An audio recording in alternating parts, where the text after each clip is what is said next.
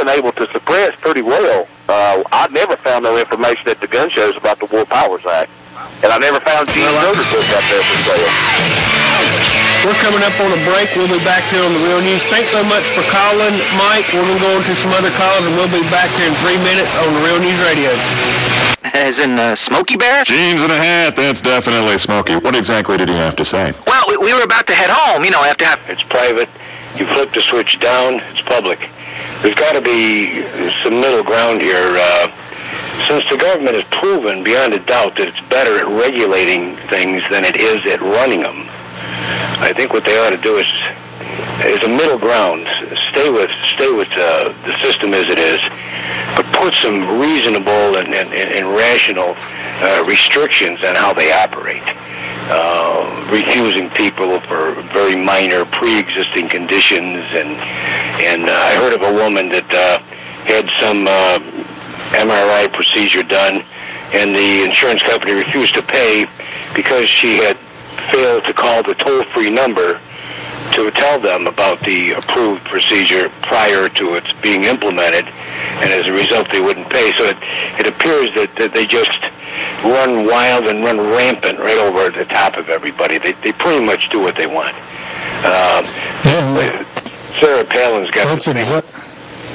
That's exactly true. I mean, the system we have now certainly needs to be changed, but the system that Barack Obama is presenting certainly is not the answer, and it's like they're telling us it's one or the other. Well, that's not true. I mean, just reform the one that we have now, and certainly the government should not be an integral part of that, nor, as you suggested, sir, in the regulatory fashion more than the managerial.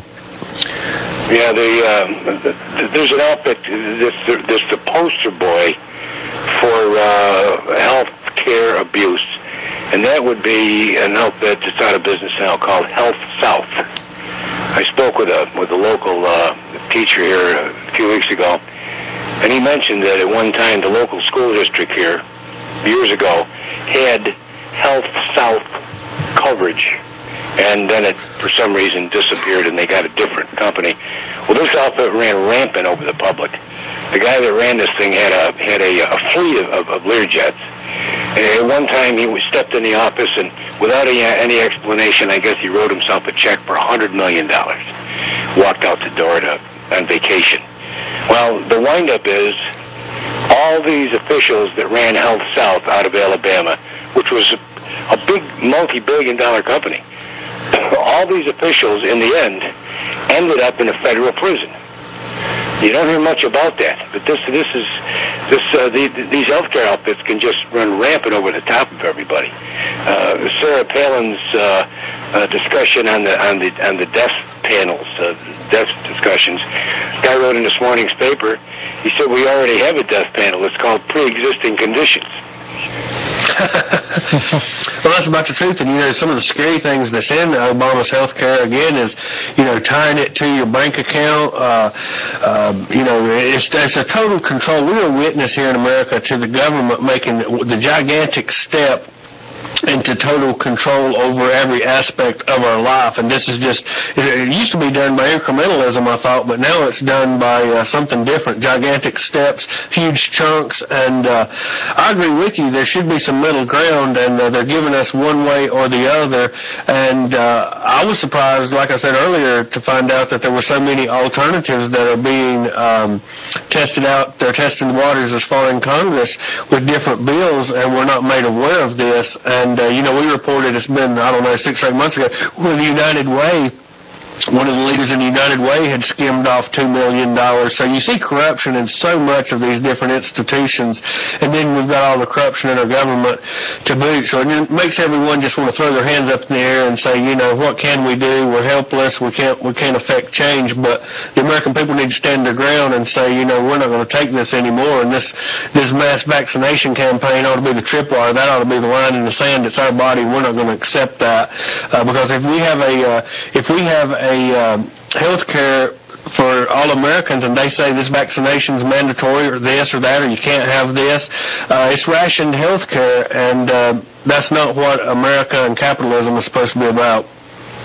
Exactly. You're right. So you got all these special interests tangling everything up. The lobbyists, the healthcare outfits, doctors, everybody's pretty satisfied. It's making a big buck right now. They're pretty satisfied with the system. There's something like a 40% overhead in the U.S. healthcare system, where Britain and Canada have got something like a 4% overhead for office people and computers and all the things that go along that aren't directly involved in medical. So there's a tremendous amount of room for change. From what I understand, I read a while back, so there's something like 153,000 people in this country that are involved with either the hospitals or the insurance companies, whose primary function is to bicker back and forth about who's going to pay for what. It's just bizarre. It's bizarre. And if you step into a hospital without health insurance, an MRI might cost you $2,000. If you've got insurance, they might charge the insurance company $800. Everybody knows this is going on. Because individually you can't fight it, but they can't nail the insurance company, because then there's going to be an argument. So instead of giving somebody a break without the health insurance, they nail them. And then there's this fallacy that anybody who's got health insurance thinks that somebody without it is some sort of a parasite taking advantage of them. If you've got any assets at all, and you got some care in the hospital, they're going to go after the assets. If you've got absolutely nothing, well, then they can't. But so there's not that many free rides. There's a lot of foreclosures and possessions of automobiles going on with this health care too that you don't hear about. It's the number one cause of personal bankruptcies is, of course, health care. That's what I was going to say, too. We got about 3 minutes left. I think that's some great points. That's a great point you said people need to be aware of. I'll give you the last word. If there's anything you'd like to add today, Dave, we certainly do appreciate you calling. Yeah, thanks for the job that you're doing, and I enjoy hearing you in the evening now. Yeah, that's something we need to say again today. Monday through Friday, 7 to 8 Eastern Time, the Real News, our new time through the week. Any information you'd like to email us, videos you'd like to hear played, news that you have, email us on air at realnewsradio.com. September 12th, next Saturday, we'll be downtown Statesville. If you want to meet the Real News crew, come down 12 to 2 p.m. We're going to be protesting government-sponsored health care, cap and trade, mass vaccination campaigns, H.R. 645, internment camps, the financial collapse, consolidation. I mean, take your pick.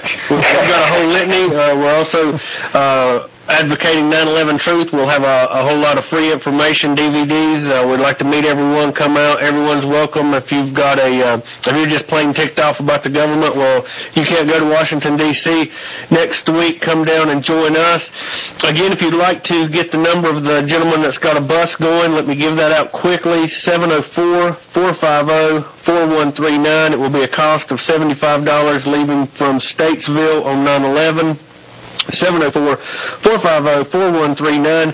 Next week we will have Rodney Miller in the first hour. I think you will really enjoy this. This is a gentleman from North Carolina, has been doing research for decades, a very well-informed person. Then we're going to play our interview with Dr. Chuck Baldwin in the second hour. I'm not 100% sure, but in the 2 hours we will get both in. We haven't got everything set up exactly how it's going to go. We will be continuing to talk about the War Powers Act, the Constitution, a search for the truth. In the meantime, I hope everyone that's listening to us will do some research on their own and look at our video on our website, therealnewsradio.com, and watch the FDR inaugural speech, 14 minutes to 18 minutes. We wasn't able to play that today, but I think you'll find it interesting. We might play it another day or something like that. Then on the 19th, we will have, in the first hour, the recording of John McCain admitting this is all true, 1994, admitting that we're under emergency rule. The Constitution's been suspended. This has never been played anywhere before in media. I think this will be groundbreaking. We will have it on our website and on YouTube, and we will have Virginia Fox, Representative 5th District here in North Carolina. We're going to be discussing this with her. And then on 26th, the interview I'm looking forward to most of any we've done in a long time, Dr. Gene Schroeder. So we've got a lot coming up. Brian, anything you'd like to add? What you looking forward to? I'm probably holding your bullhorn next week, right? That big one that you always bring.